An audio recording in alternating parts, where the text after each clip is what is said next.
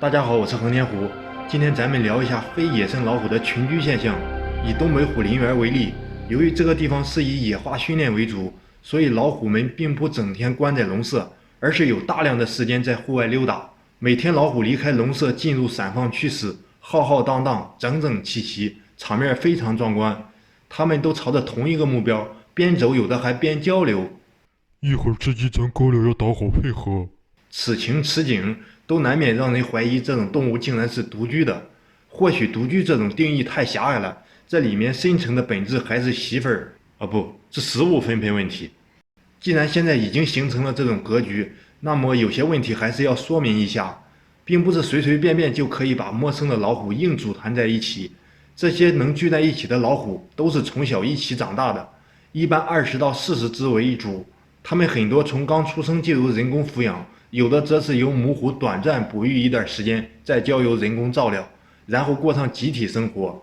目前东北虎林园共有1000多只东北虎，而其中最大的一个团队有40多只，不同团队被栅栏分隔在不同的散养区，这样对它们实施换笼转区的时候要格外注意。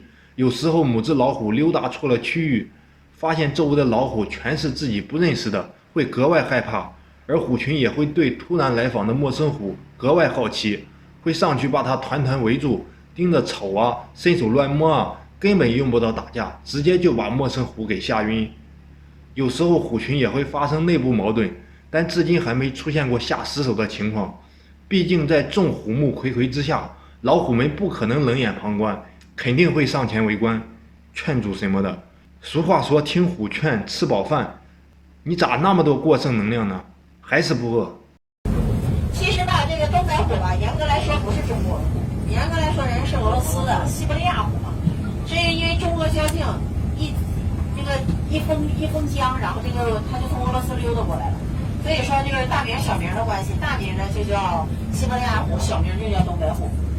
别听他瞎说，俄罗斯才400只而已，中国是野生的数量少。但咱们的东北虎主要分布在国内的各大森林动物园，总计超过3000只，势力还是挺大的。漫漫虎生路，说到这里，还有一个最大的疑惑是，他们会不会这样生活一辈子？会不会面临复杂的通婚问题？其实这就有些多虑了。能经常混在散放区的这些溜达虎，其实都是一些小青年，某些一旦确定了配偶关系，还是会被转移到圈养区的。分房分舍，俗称成家立业。